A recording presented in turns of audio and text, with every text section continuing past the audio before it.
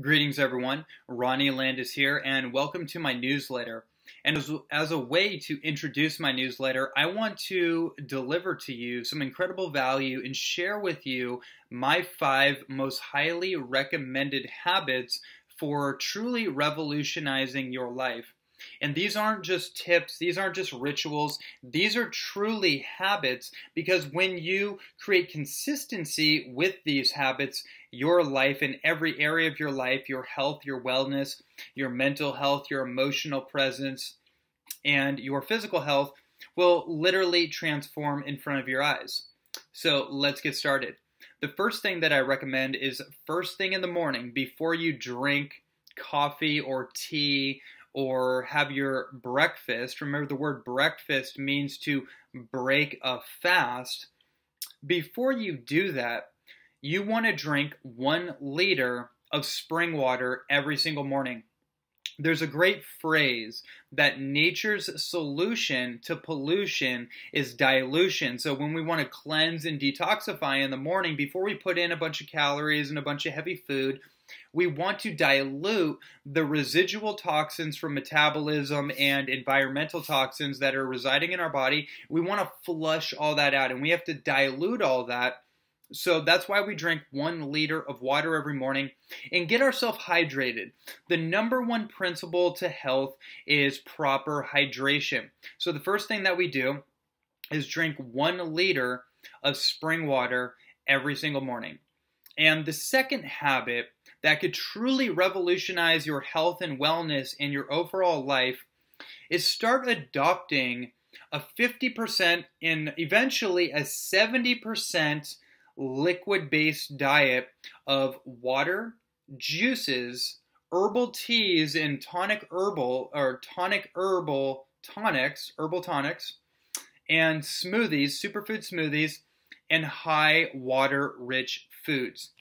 Our body has to produce a lot of energy in order to digest heavy caloric food. So we want to begin adopting more of a liquid-based nutrition and getting high-octane, nutrient-rich foods like superfoods and tonic herbs and a lot of really great raw plant food that's really high in water content.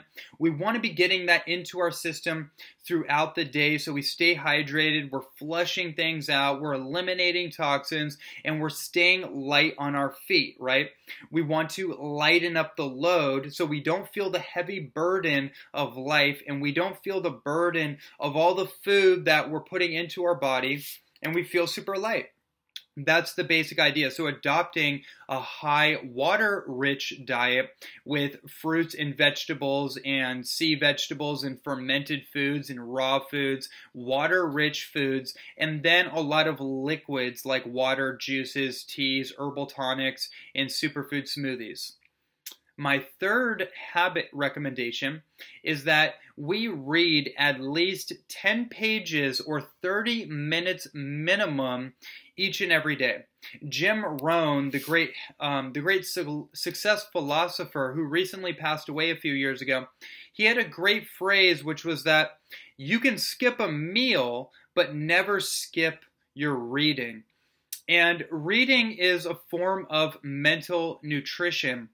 And so when we're reading a great book that really invokes our imagination, it takes us to a different place. It takes us to a different place of creative possibilities for our life.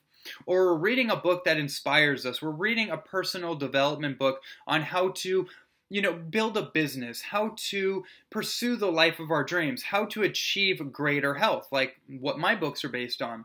When you read, you can lead.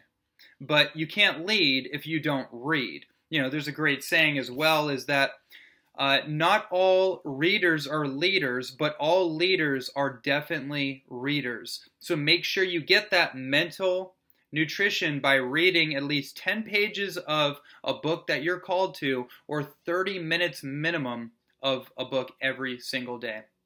The fourth habit recommendation is developing a consistent meditation practice of at least 15 minutes every morning and 15 minutes every night. This is so simple that it's easily overlooked, and a lot of people feel like Well, I just don't have time to meditate. And guess what?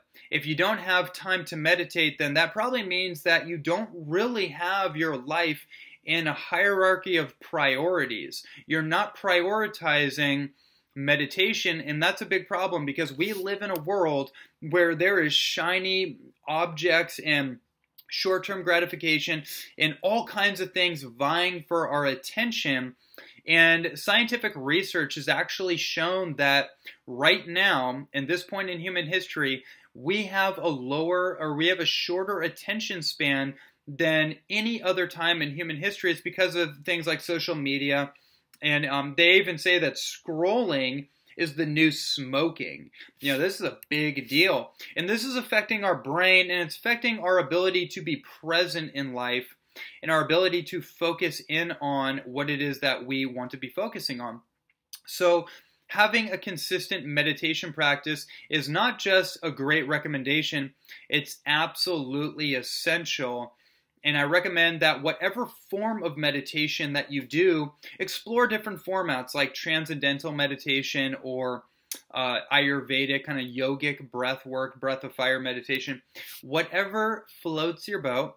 But make sure that you do it. Make sure that you do it for 15 minutes in the morning before you connect with people on the phone, on Facebook or Instagram. Make sure that you make that time for yourself because you are the most valuable asset in your life. And you need to make yourself a priority, and you need to create that space for yourself in your busy day. So 15 minutes of meditation every morning, and 15 minutes of meditation every night before you transition into sleep time. And the fifth and final habit recommendation is to create a suggestive environment wherever you spend the majority of your time. Now, this cannot be overstated. This is such an important principle. Where we spend our time and the symbolism of the artwork or the posters or different props that are placed in that environment are suggesting subliminal messages to our mind, and they're informing our consciousness, and they're constructing a particular paradigm which we will be unconsciously operating under. So for example, look behind me, I have two paintings back there of the divine feminine and the divine masculine, whole and complete individually, side by side, and holding space for one another. For me, that kind of thing is suggesting a beautiful archetypical message to my mind every time I pass by it. When people are in a cubicle and they put up posters or pictures of their family or their children, the reason people do that is because it's a suggestive symbol of what's most important to them. So it keeps them focused and aligned on their highest priorities, their highest values. If you surround yourself with symbolism that is not important to you or is not highly valuable to you, you will likely be consciously rerouted into activities and energy sucking and draining activities in other people's agendas that do not match what is most important to you. So you need to protect your attention and your consciousness by creating a suggestive environment wherever you spend the majority of your time. So again, let's just go through that one more time. Number one, drink 1 liter of spring water every morning.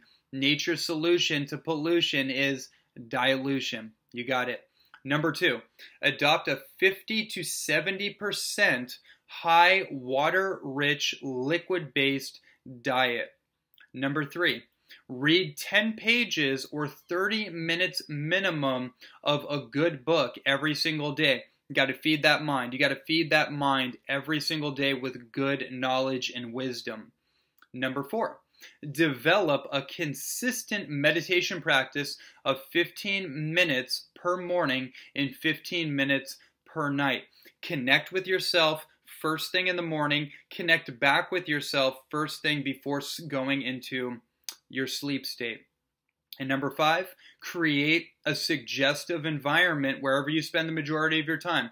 Wherever you are occupying space, make sure that is supporting your goals, your highest values, in supporting your health and wellness.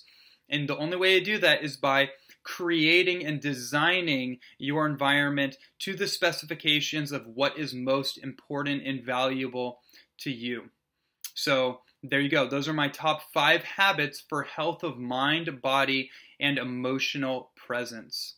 Enjoy the rest of this newsletter, and I look forward to connecting with you in any of my formats, whether that's my podcast, that's my articles, that's my books, that's my online holistic health and empowerment coaching programs or educational programs, or any other way you feel called to connect with me in my work.